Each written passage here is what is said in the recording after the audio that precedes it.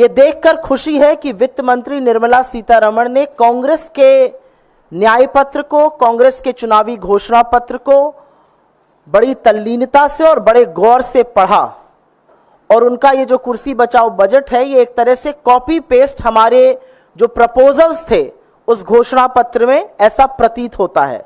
उसमें से employment linked incentive था, पहली नौकरी पक्की जो अप्रेंटिसशिप स्कीम प्रोग्राम था जिसको इंटर्नशिप प्रोग्राम के तौर पे प्रस्तुत किया गया है, एंजल टैक्स का जो स्टार्टअप से अबॉलिशन की बात हमने अपने घोषणा पत्र में, न्याय पत्र में कही थी, ये सारी बातें वहां से उठाई गई हैं।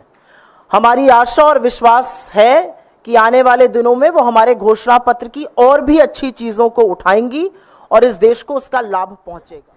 आप सिर्फ उन राज्यों की बात क्यों कर रहे हैं जहां प्रदर्शन बुरा रहा? जहां प्रदर्शन अच्छा रहा, 87 सीटें थी मध्य प्रदेश, छत्तीसगढ़ और उड़ीसा में मिलाकर, 84 बीजेपी में ने जीती। उन राज्यों को क्या मिला? जहां पर प्रदर्शन बुरा रहा वहां पर हो सकता है बदला लिया जा रहा हो, जहां प्रदर्शन अच्छा रहा वहां पर भी कुछ नहीं दिया। तो जैसा कि चिदम्बरम जी ने कहा, यह अपनी सरकार को बचाने की, अपनी कुर्सी को बचाने वाला बजट था और कुर्सी को बचाने के लिए सारी कवायद की गई है। अभी आगे आगे देखिए होता है क्या।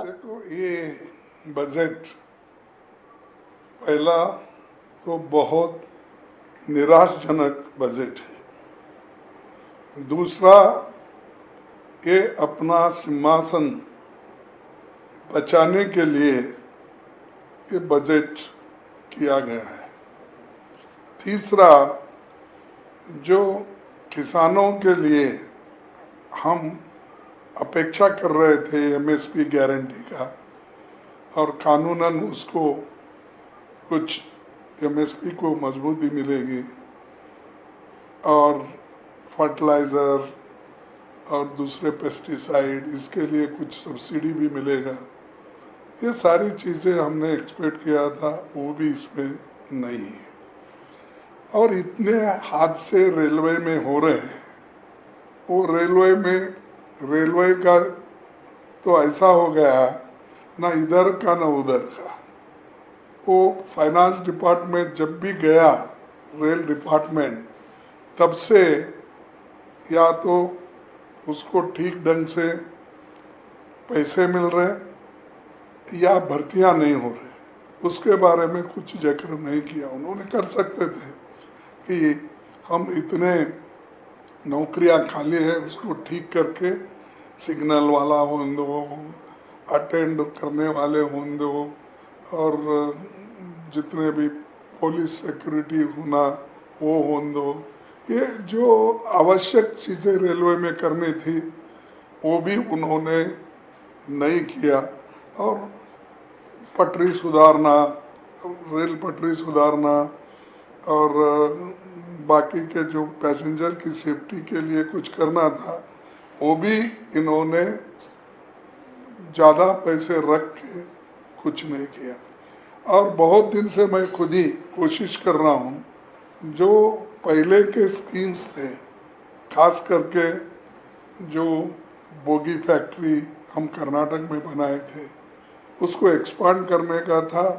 तो अब 10 साल से वो एक्सपांड करने के लिए कुछ पैसे नहीं दे रहे। और बहुत से जो नए स्कीम पहले गवर्नमेंट दी थी और जो रेलवे लाइन नए दिए थे, वो भी इसमें नहीं है। तो रेलवे बजट भी इतना कमज़ोर बनाया है, शायद उसी लिए तो वो फाइनेंस डिपार्टमेंट में मर्ज करके उसको ऑर्फन कर दिया गया। देश में नरेंद्र मोदी जी ने और बीजेपी ने बेरोजगारी की बीमारी फैला दी है। हिंदुस्तान के युवाओं को अप्रेंटिसशिप का अधिकार देने जा रहे हैं और ये अधिकार हर ग्रेजुएट, हर डिप्लोमा होल्डर को मिलेगा और 1 लाख रुपए उसे 1 साल में दिया जाएगा। जग जाओ! Our government will launch a comprehensive scheme for providing internship opportunities in 500 top companies to 1 crore youth in 5 years. An internship allowance of 5,000 rupees per month, along with a one-time assistance of 6,000 rupees will be provided.